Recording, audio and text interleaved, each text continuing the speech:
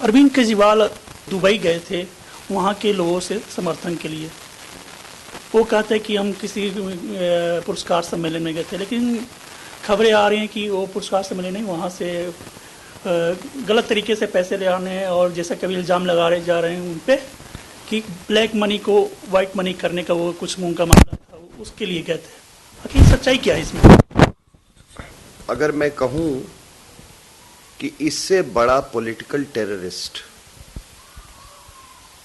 हिंदुस्तान में अभी तक नहीं आया है, और जब मैं पॉलिटिकल टेररिज्म की बात करता हूं तो आप ये जान लीजिए कि कोल्ड वॉर के पहले क्या होता था कि ये जितनी ताकतें हैं, इंटेलिजेंस एजेंसीज हैं, जब भी वो रिजीम चेंज करना चाहती थी तो वो चेंज वो लोगों को असैसिनेशन करवा के करती थी, जैसे ईरान में और कई देशों में हुआ है, कुछ लैटिन अमेरिकन स्टेट्स में हुआ है। ये तो अब जाहिर हो चुका है खुले तौर पे, जो CIA के डिक्लासिफाइड डॉक्यूमेंट्स है उस। लेकिन पिछले कोई 8-10 सालों में, और मैं 5 साल कहूँगा, डेमोक्रेसी को ही इस्तेमाल किया जा रहा है ऐसी ताकतों के द्वारा टेररिज्म के लिए। अब ये कुछ वेस्टर्न कंट्रीज है डेमोक्रेसी की बात तो करती हैं, लेकिन इलेक्शंस का सैंक्टिटी वो नहीं रखती हैं जब उनके इंटरेस्ट में नहीं होता है। मैं एक एग्जांपल आपको देता हूं यूक्रेन का। यूक्रेन में इलेक्शन हुआ, कोई एक पॉपुलर इलेक्टेड प्रेसिडेंट थे।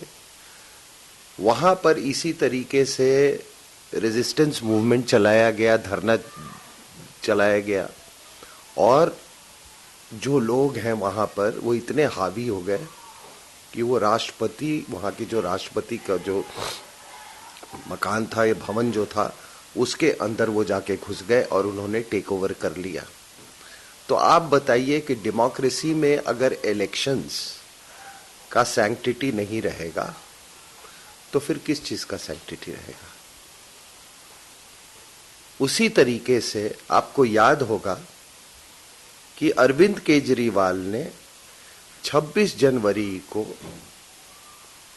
के पहले 2014 की बात कर रहा हूं मैं, उनको जो स्थान नियुक्त किया गया था उनके लिए वो था जंतर मंतर। वहां से उनको वो उठ के चले आए रेल भवन के पास, जो कि बिल्कुल नर्व सेंटर के पास, दिल्ली के इस पूरे हिंदुस्तान का जो नर्व सेंटर है वो है आपका नॉर्थ ब्लॉक, साउथ ब्लॉक और राष्ट्रपति भवन का एरिया। ये आदमी वहां आके बैठा, जबकि उस समय इतना सेंसिटिव पीरियड था, आपका रिपब्लिक डे परेड होने वाला था। उनको किसी ने रोका नहीं, क्योंकि कोई फैसिलिटेट करना चाहता था। मान लीजिए वो अंदर चले आए भी है, आए अपने सपोर्टर्स के साथ, और हो सकता है कि सरकार मान लीजिए किसी मजबूरी में बहुत ज्यादा फोर्स नहीं इस्तेमाल करने का नहीं चाहती थी, लेकिन उसके बाद उनके लिए ये मैट्रेस और तकिया और ब्लैंकेट और खाना और चाय और मीडिया एक्सेस किसने फैसिलिटेट किया? कोई तो किया होगा, किसी का हुक्म हुआ होगा। और उसके बाद के हालात आपको बताते हैं। उसके बाद ये आदमी वहां से आह्वान देता है कि लाखों लाखों लोग यहां पे आ जाओ। वो लाखों लोग आके क्या करते हैं? उसके बाद वो थ्रेट्स इशू करना शुरू कर देता है कि मैं बताऊंगा कि होम मिनिस्टर कहां बैठेगा, शिंदे कहां, ऐसे बोला था उन्होंने कि शिंदे कहां बैठेगा। विश्वास कीजिए, मुझे ऐसा लगता था कि आगे क्या होगा मुझे भी नहीं मालूम है। अगर वो जो 3-4 लाख आदमी की ये बात कर रहा था, अगर वो यहां पे वो आ जाते और उसी तरीके से जो यूक्रेन में हुआ अगर घुस जाते तो हिंदुस्तान की हालात क्या होती? तो ये आपको ये सिनेरियो क्या गारंटी है कि ये दोबारा नहीं होगा? साहब, अगर उस समय प्रेसिडेंट प्रणब मुखर्जी नहीं होते और वो अल्टीमेटम नहीं इशू करते, और उस समय के जो आर्मी चीफ ने भी कहा परेड को लेकर, उन्होंने कहा कि भाई हमारा परेड का रिहर्सल से इफेक्टिव हो रहा है, तब जाके ये आदमी वहां से उठा है। और तब यही सवाल आता है कि कौन फैसिलिटेट इसको कर रहा है। तो कोई ऐसा व्यक्ति तो नहीं है जो कि वो चाहता है कि पुरानी कांग्रेस मर जाए और ये नया कांग्रेस ये खड़ा करे। कुछ इसमें बाहरी ताकतें तो नहीं। अब आपने सवाल पूछा ये दुबई जाने का, आप बताओ साहब, ये कितना ये पुराना, ये धरती, ये देश,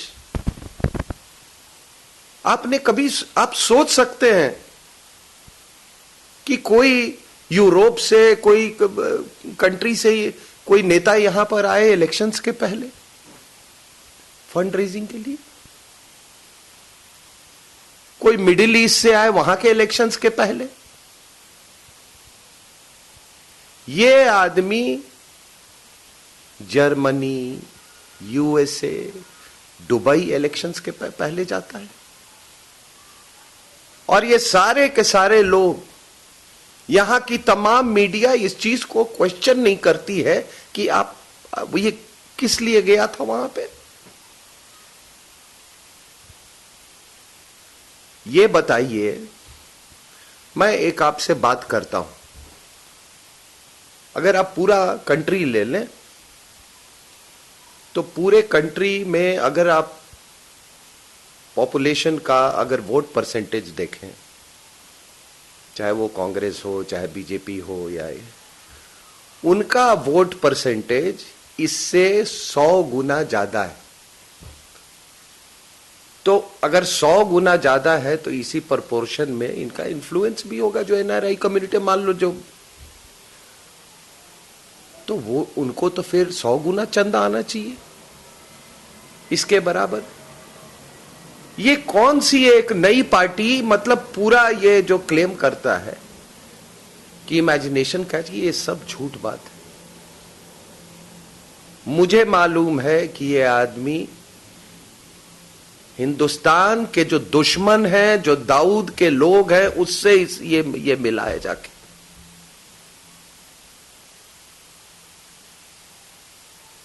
ये जो हवाला का इसका जो पूरा वो आ रहा है, आप देखिएगा, अगर सरकार इन्वेस्टिगेट करेगी अगर ठीक से, तो इसमें आईएसआई और दाऊद का पूरा लिंक्स आएगा, क्योंकि उस एरिया के वो वही किंग पिन है।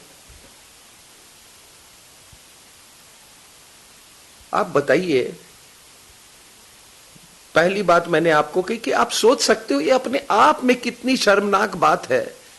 क्या हम इतने सबवर्टेड डेमोक्रेसी है कि यहां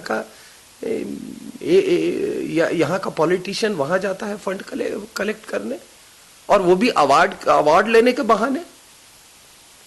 और किस चीज का अवार्ड?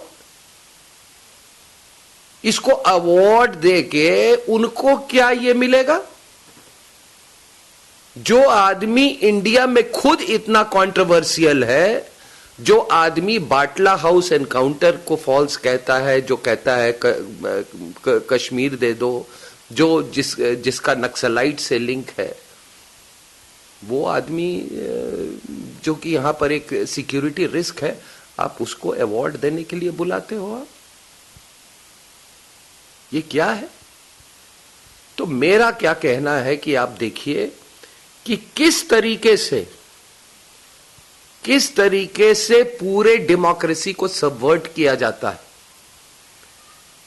आप बताओ साहब, अगर ये व्यवस्था रही तो कल अगर केजरीवाल मुख्यमंत्री बनता है तो मैं भी धरने पे जाके बैठ जाऊं कि ये कानून लाओ, नहीं तो गद्दी छोड़ो। अगर ऐसी अराजकता होगी तो स्टेबिलिटी नहीं रहेगा, और जब स्टेबिलिटी नहीं होगी तो डेवलपमेंट नहीं होगा। और ये इंस्टेबिलिटी ही लाने के लिए ऐसे देश के दुश्मनों को तैयार किया गया है।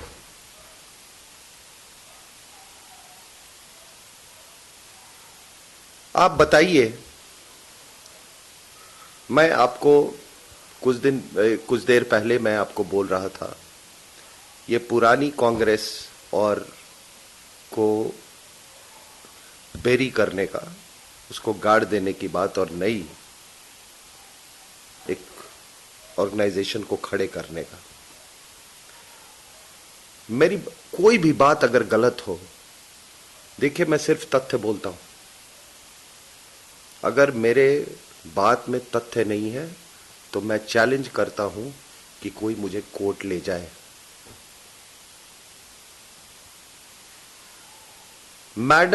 क्या मैडम सोनिया गांधी ने केजरीवाल के लिए ये लिखा था कि इनका पोस्टिंग दिल्ली से नहीं होना चाहिए, बाहर? क्या सरकार को लिखा था? क्या अरुणा रॉय जो नेशनल एडवाइजरी काउंसिल की मेंबर जो थी, क्या उनके साथ इन्होंने काम नहीं किया है? क्या उनसे दुश्मनी हो गई है उसके बाद से? क्या नेशनल एडवाइजरी काउंसिल में सारे अल्ट्रा लेफ्टिस्ट नहीं बैठे हुए थे?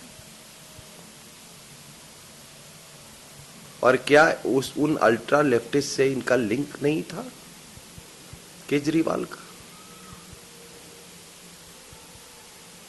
तो ये सारी की सारी, अभी मैं आपको एक चीज बता देता हूं ये अल्ट्रा लेफ्टिस्ट का।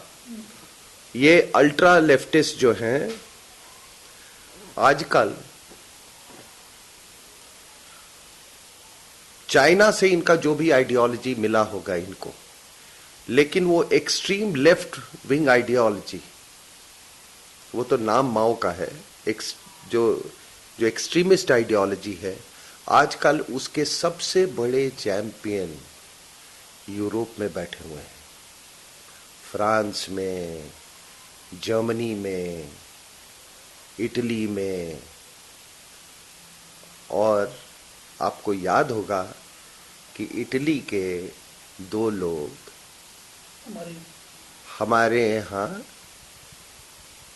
टूरिस्ट में बन के आए और उन इलाकों में गए जो कि नक्सल इन्फेस्टेड एरिया था, और अपने आप को एबडक्ट करवाया उन्होंने। आप बताओ साहब, उनको सबसे ज्यादा चिंता हमारे देश के लिए है। उसके बाद 10 करीब टूरिस्ट फ्रांस के यहां आए, नवादा के आसपास बिहार में नक्सलियों को मिलने का कोशिश किया, उनको डिपोर्ट किया गया वहां से। और सबसे बड़ी बात है कि जब विनायक सेन का ट्रायल हो रहा था तो यूरोपियन कमीशन के लोग यहां आए और रायपुर गए और उन्होंने पूरी कोर्ट प्रोसीडिंग्स के दौरान वहां खड़े थे। आप बताओ साहब, ये इसको फिर किसने फैसिलिटेट किया? क्या आपको किसी वेस्टर्न कंट्री में इस तरीके से आपके डेलीगेशन को परमिशन मिलेगा? चलो आपने परमिशन दे भी दिया, उसके बाद जैसे ही विनायक सेन को बेल मिला, उसके कुछ घंटों के भीतर या कुछ दिनों के भीतर उनको प्लानिंग कमीशन के हेल्थ कमेटी का मेंबर बनाया गया। वो कहां से फैसिलिटेट हुआ? Same advisory council. और आपको मालूम है वो नेशनल एडवाइजरी, पता नहीं क्या एडवाइजरी वो करती थी, उन्हीं के कहने पे किया होगा। तो Vinayak Sen, Naxals, national advisory council, national advisory council की जो बेनिफैक्टर थी वो और केजरीवाल, अभी आपको सारी नेक्सस समझ में आ गई। तो अगर कोई कहता है कि ये केजरीवाल नक्सल है तो क्या गलत बोल रहा है ये? और मैं आपको आज बता रहा हूं कि लोग समझ, देखिए मुझे राजनीति से कुछ लेना देना नहीं है, लेकिन मुझे कुछ यूथ से यहां बहुत शिकायत है, वो यूथ जो कि बिल्कुल जड़ों से अलग हो गए और जो कि सोचते हैं कि पूरी मतलब जिंदगी वो ऑफिस और ऑफिस से पब और वो वाली वो वेस्टर्न उसमें है। मेरे को उनसे ये बहुत शिकायत है कि सब कुछ जानते हुए, मैं एक आदमी जिसको शिक्षा का उतना अपॉर्चुनिटी नहीं मिला है, उसके बारे में मैं समझ सकता हूं कि वो बहकावे में आ सकता है, लेकिन ऐसे लोग जिनके लिए हिंदुस्तान की धरती ने बहुत सारी मेहरबानियां की हैं, जिसके बदौलत उन्होंने ये अंग्रेजी बोलना सीखा है और जो कि फ्रीडम देता है कि आप पब में जाइए और आप जो कुछ भी करना है आप कीजिए, फ्रीडम है, अच्छी बात है। ये फ्रीडम और ये आइडेंटिटी का कुछ तो देश को वापस करोगे।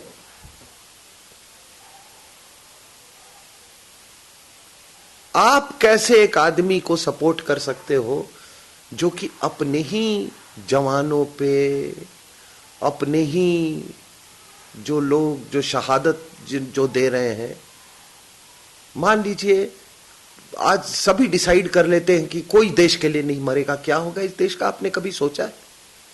कभी बॉर्डर से फौजें उठा के देख लीजिए, कोई टेररिस्ट के साथ मुठभेड़ नहीं करेगा, फिर देखिए टेररिज्म ये सारे पब वालों के घर तक नहीं पहुंच जाते हैं। और उसकी शहादत पे,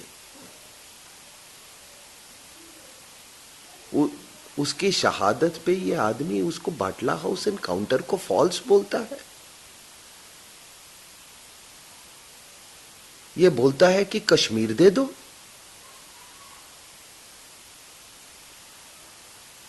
तो क्या कहां कमी, हमारे चरित्र में क्या कमी हो गई है?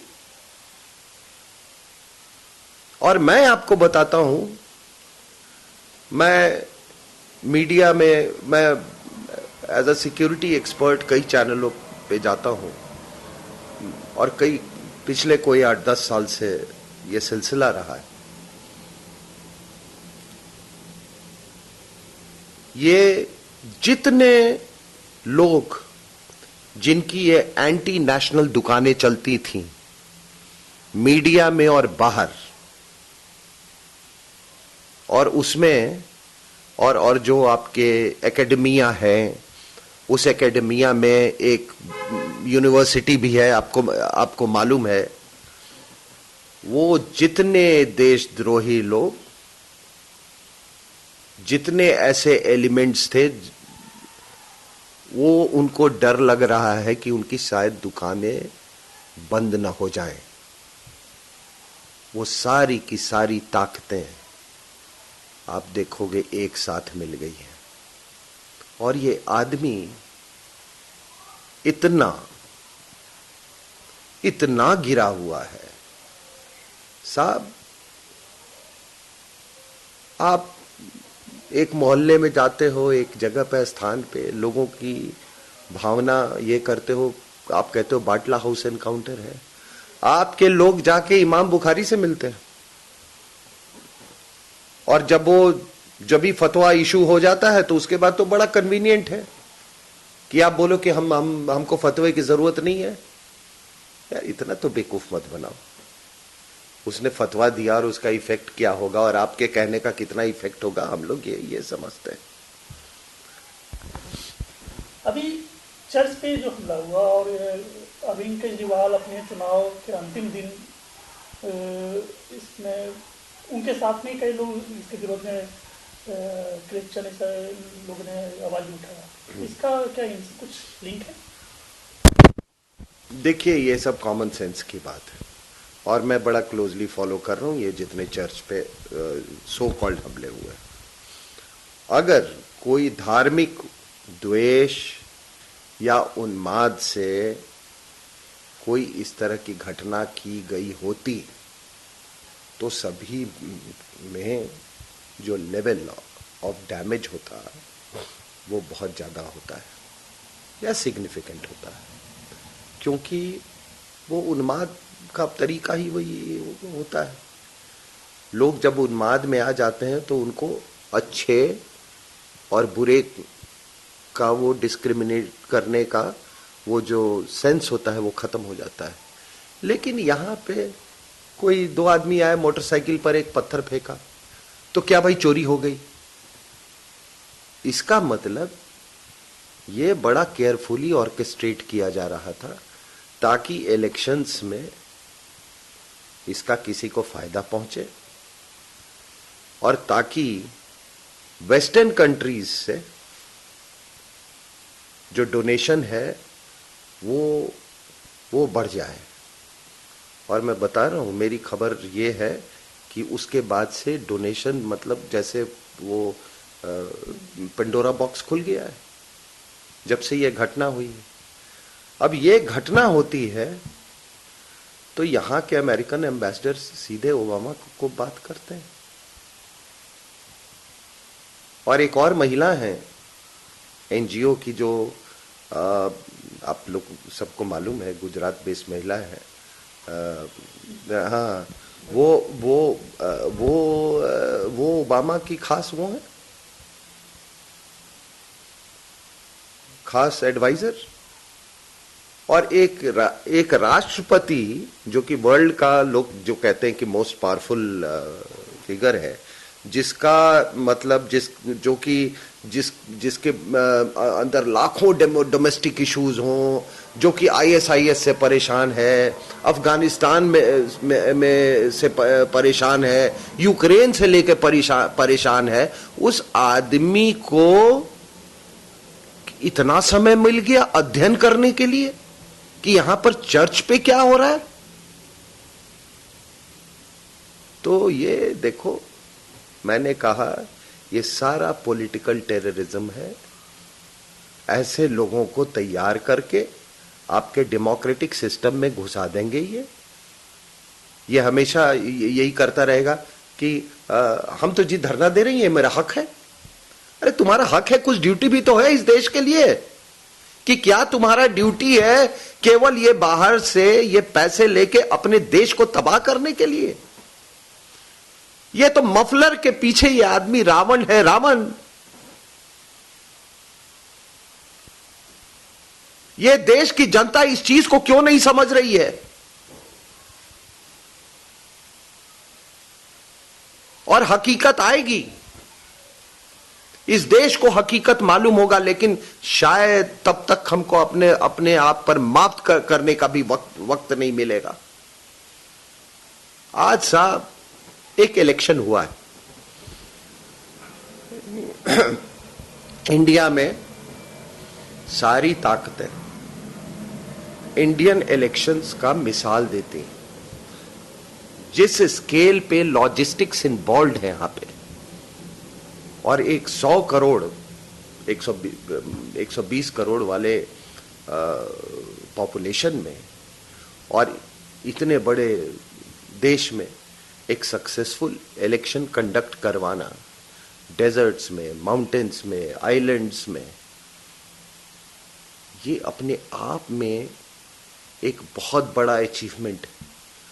वो इलेक्शन होने के बाद आप यही सोचते हो ना कि ठीक है, अब एक नई सरकार आई है, उस सरकार को पूरा मौका दिया जाएगा काम करने के लिए। 5 साल तक काम करेंगे। अगर वो 5 साल तक उन्होंने काम ने जो भी किया उन्होंने, तो उनको फिर उसका खामियाजा भुगतना होगा। लेकिन आज आप हकीकत में क्या हो रहा है? आज हकीकत में ये हो रहा है कि इस आदमी ने एक दिल्ली जैसा स्टेट, जिसको फुल स्टेटहुड भी नहीं है, उसका एक सबवर्टेड पॉलिटिशियन पूरे हिंदुस्तान पे हावी हो गया है, क्योंकि सारी आपकी मीडिया यहां पर है, यहां का सिंबॉलिज्म बहुत हाई है। लोग बात करने लगे हैं कि मतलब सरकार के रेफरेंडम की बात करने लगे हैं। तो ये आदमी, आप देखो, एक छोटे से आदमी जो कि दिल्ली से एक पार्लियामेंट्री सीट नहीं जीता, वो आदमी आज पूरे गवर्नमेंट को, पूरे आपकी व्यवस्था को, पूरे पार्लियामेंट्री डेमोक्रेसी को वो हॉस्टेज उसने बनाया हुआ है। अब बताओ इसका ये कितनी बड़ी साजिश थी कि एक आदमी जो कि जिसको 100 सीट भी मान लो मिलने की, उस समय आपको याद होगा 2014 का लोकसभा पोल्स का, सारे चैनल्स आपके चला रहे थे कि अगला प्रधानमंत्री कौन बनेगा, राहुल गांधी, मोदी या अरविंद केजरीवाल। इसका नाम कहां से आ गया? आपको मालूम है, जो ये बनारस में लड़ रहा था तो 23 एनजीओ, फॉरेन फंडेड एनजीओ वहां पे थी बनारस में, और फिर भी यहां के लोगों को समझ में नहीं आ रहा है। तो आप बताइए साहब एक चीज, कि क्या कोई टेररिस्ट, कोई देशद्रोही, कोई राजनीति में चला जाए और वो पढ़े लिखे का गार्ब में वो इस तरह की हरकतें करे, सेडिशियस, जो देश के खिलाफ हो, तो क्या उसको माफ कर देना चाहिए? क्या इस डर से कि इसका पॉलिटिकल इफेक्ट पड़ेगा? आज आप बताइए, मैं आपसे एक सिंपल सा सवाल पूछता हूं कि अगर मैं RSN सिंह 4 चेक एक्सेप्ट करता हूं जिसके डोनर का पता ना हो, क्या मुझे इनकम टैक्स डिपार्टमेंट मुझे छोड़ेगी? क्या मेरे खिलाफ इन्वेस्टिगेशन होगा कि नहीं होगा? तो मैं तो आम आदमी हूं। उस आदमी को जो अपने को आम आदमी बना बोलता है, वो पॉलिटिशियन बन गया, तो उसको वो कुछ भी कर सकता है, वो कुछ भी कर सकता है।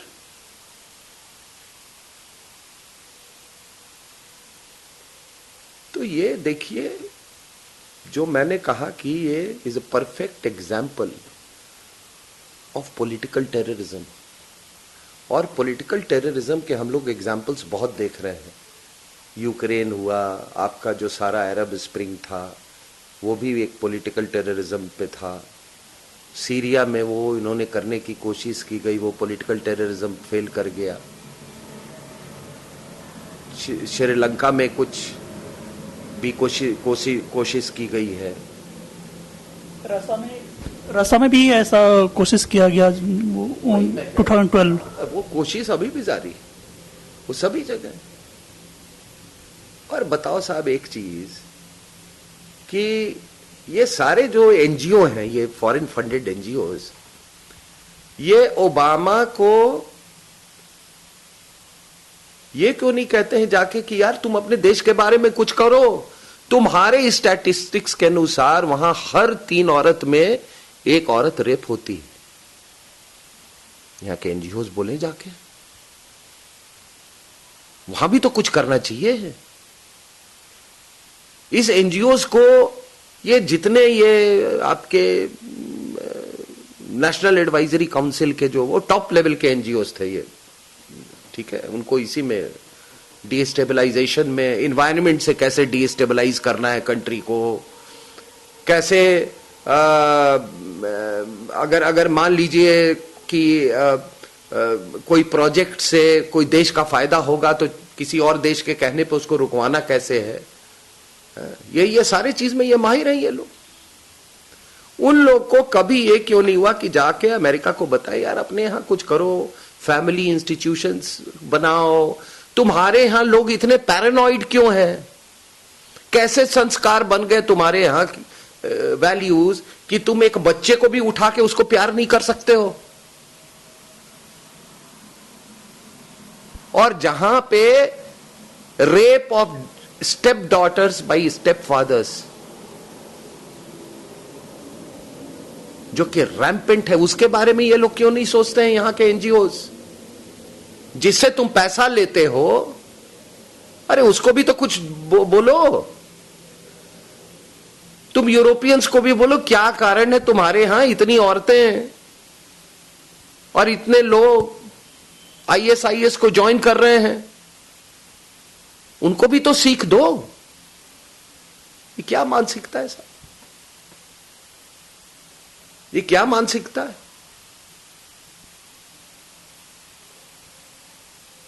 और ये जो मैंने बोला कि ये जो पूरे मैं अगर आप देख रहे होगे, ये पूरे आपका जो ये जो एंटी नेशनल एलिमेंट्स है सारे, और वो एलिमेंट्स जिनको लग रहा है कि दुकानें बंद हो सकती हैं, वो दे हैव स्मेल्ट ब्लड। उन्होंने खून अभी सूंघ लिया है, उनको लग रहा है कि ये चुनाव जीत जाएगा। और आने वाले दिनों में मैं आपको एक बात कह रहा हूं, अगर ये आदमी चुनाव जीत के आ गया तो आप समझ जाओ कि ये आपके मीडिया में कुछ लोग और जो प्रिंट मीडिया में और ऑडियो विजुअल मीडिया में ये हर दिन इस आदमी से सेंट्रल गवर्नमेंट को गाली दिलवाएंगे और ये हमेशा न्यूज में बना रहेगा। पूरी दिल्ली का फोकस और ये आदमी गार्नर करेगा और यहां से कंट्री को डीस्टेबलाइज करेगा। इस बात को लोग समझ लें कि वो क्या करने जा रहे हैं।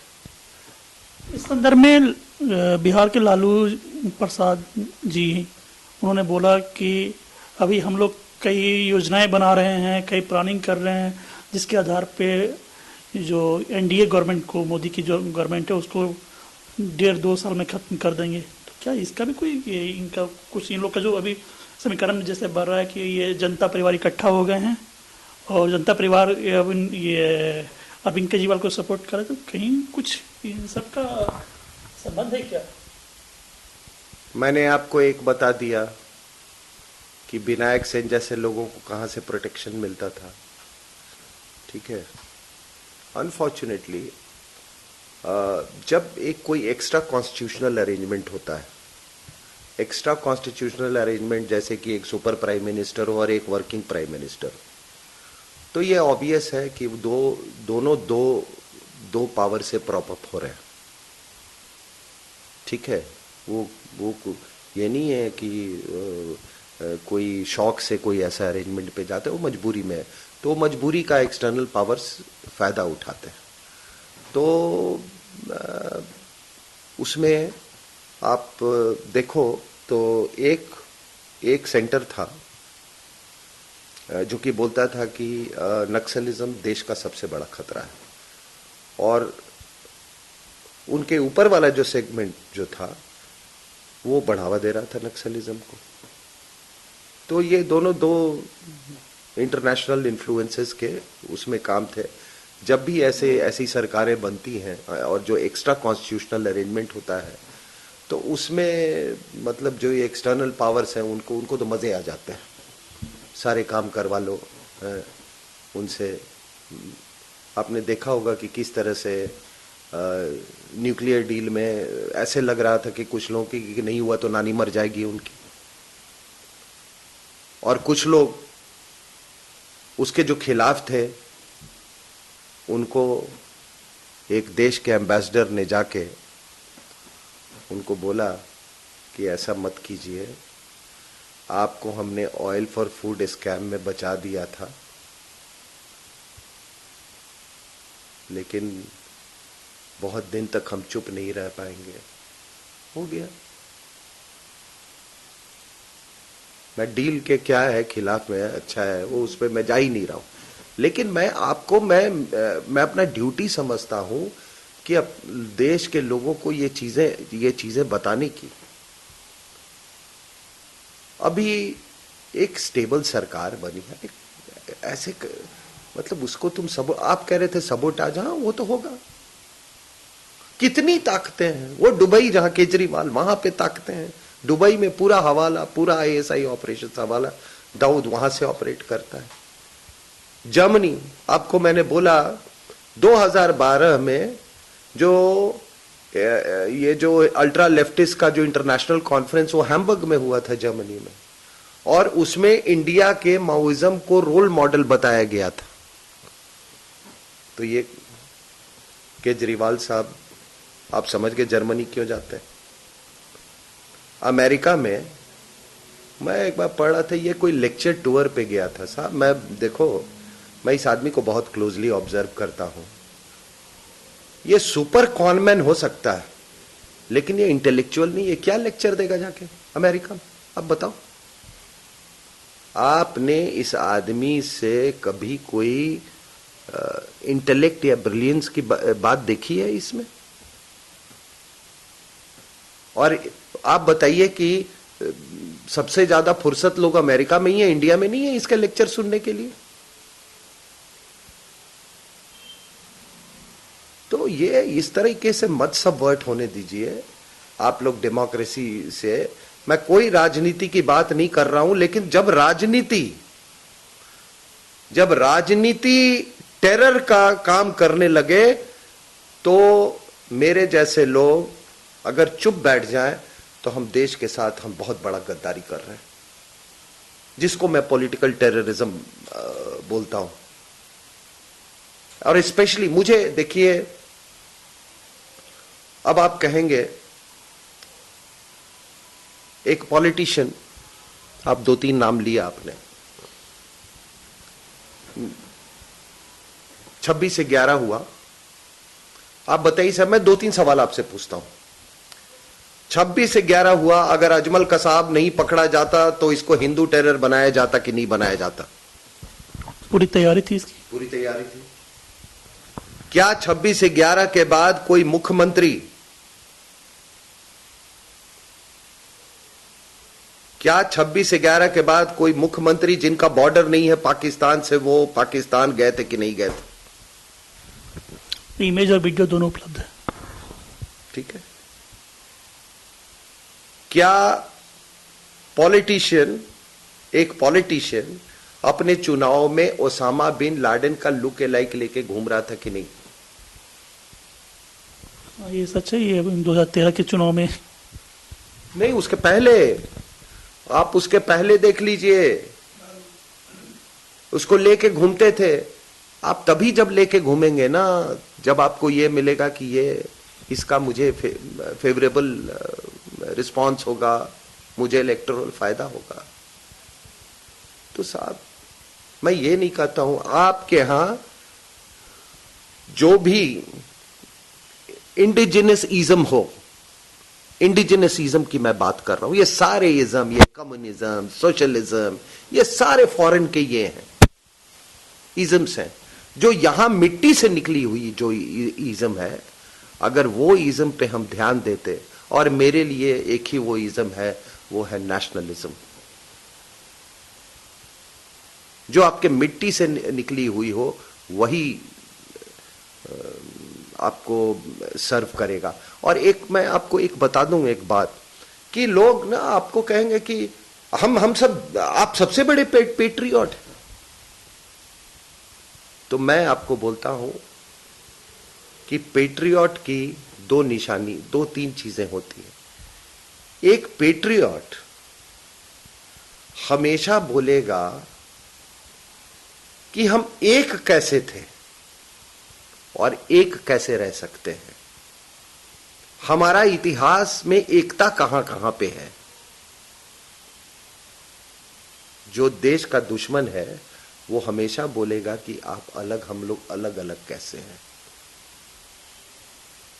एक पेट्रियट बोलेगा कि आप देखो साहब, मणिपुर से लेके केरला तक लोग साड़ी पहनते हैं, एकता है। जम्मू से शुरू करो और केरला तक पहुंचो तो दाल है, वो दाल सांभर बन जाता है, एकता है। सारी भाषाएं जो हैं, अगर आप ध्यान से सुनो तो स्टेट्स की, वो समझने में दिक्कत नहीं होती। लेकिन एक एंटी नेशनल बोलेगा, अरे इंडिया तो बहुत डाइवर्स कंट्री है।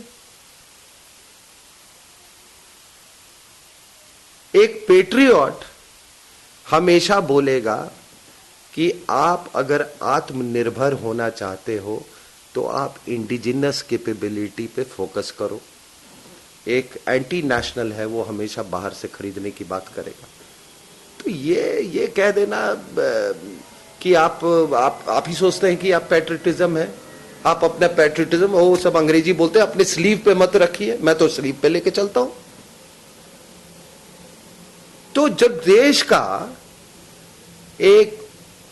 देश का नेता, जो नेता बनना चाहता है, वो जब फॉरेन कंट्रीज में वो जा रहा है आपके इंडिजिनस डेमोक्रेसी को इन्फ्लुएंस करने के लिए, तो वो राष्ट्रवादी है या एंटी नेशनल है? ये जवाब हमारे हिंदुस्तान के लोगों को देना होगा।